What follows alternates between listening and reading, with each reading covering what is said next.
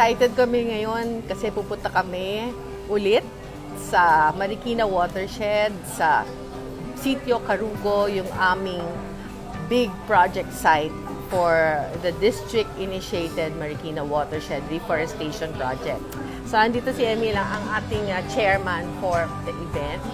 And as we recall, hindi lang to this year, nag-extend yung commitment namin to see this through, to monitor, and to sustain this for the next 3 hanggang 5 taon. So siguro, kaya pa kaya natin pumanik ng bundok noon? Siguro naman, papanik kami ng bundok ngayon, pang-5 panik na namin.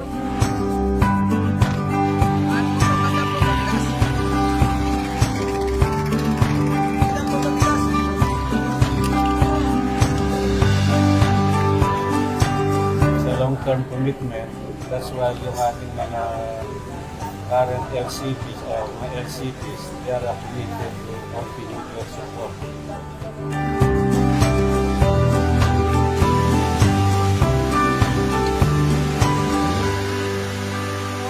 Sa likod po namin ay ang Wawa Dam. Ito po ang catch basin ng tubig na nagmumula sa mga bundok. Ito po ay magbibiyaya kapag po tayo ay nagtanim ng mga puno sa nakakalbo ng bulubundukin.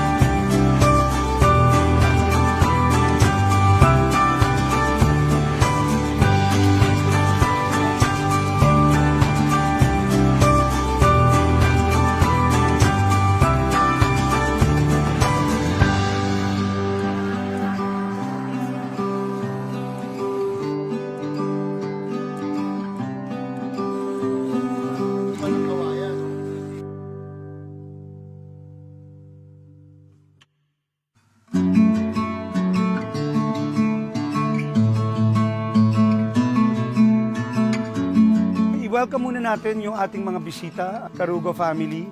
Of course, yung ating kapamilya sa District 3830 na pinangungunahan ni life-changing governor, si Governor Georgie Tan. Of course, si chairman ng aming pong Bamboo Project Reforestation. Of course, si Chair Emil.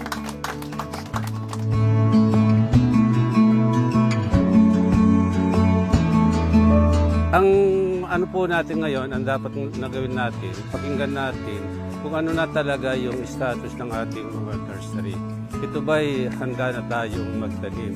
Yung pagtatanim po, alam naman natin, sa tagulan. Yung tagulan natin dito, according to napag-usapan natin nung last meeting, July hanggang September. Magandang umaga sa inyong lahat at tayo nandito ngayon. Ano ko lang yung bamboo natin na sabi ni Sir Mike kanina, pwede rin daw transplant. Kaso lang may problema tayo. Yung daanan muna natin, pwedeng ayusin pa. Ayusin muna bago tayo makarating dun sa planting area.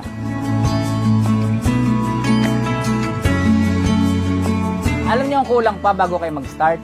Enough na ba yung tools ninyo? Preparation, ano bang mga kailangan? Mga tools, mga materials na kailangan, mga tali. Ang gagawin nyo muna kasi dyan, kung may kailangan i-purchase, pa-purchase muna kayo. Siyempre, dadaan muna sa opisyal o aprubahan pa ni ganito. So, tignan niyo yung timeline na yan. Mag-purchase pa kayo. So, kailan kayo mag-start ng activity.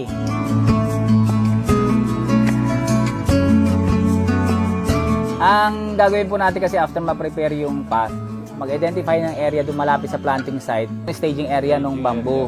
Para hindi yung tayo na mag-plant tayo, bit natin yung kawayan. Hindi, dapat doon na magagaling, may staging area.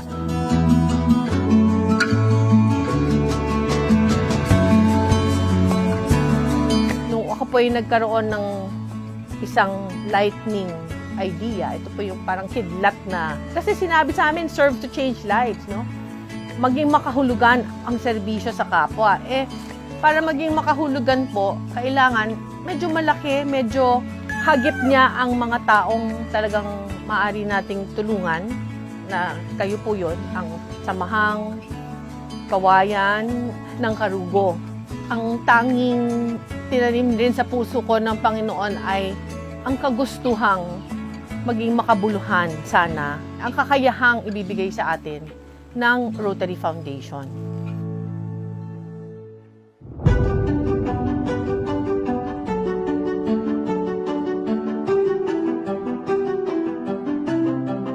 Marami po tayong pag-usapang mahalagang bagay na nakikita ko na po ang dulo ng daan nang dahil sa meeting na ito.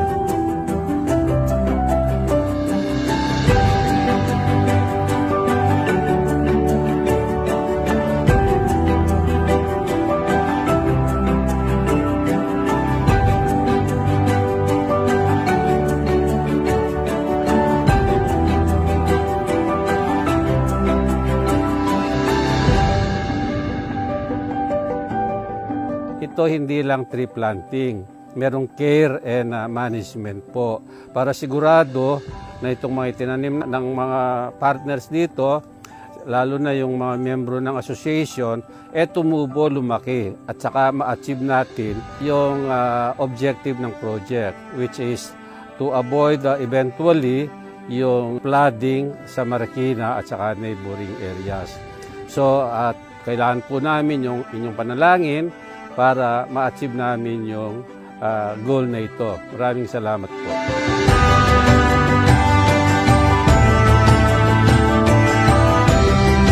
Maraming salamat po kay past President Ed Manda, who is also a Rotarian from the Rotary Club of Makati Central, at sa lahat po ng Rotarians and life-changing presidents na tumutulong para po magkaroon ng saysay ang donasyon ng Rotary Foundation at ang kagustuhan natin magkaroon ng pag-uunlad sa kalikasan dito sa may Marikina Watershed Area.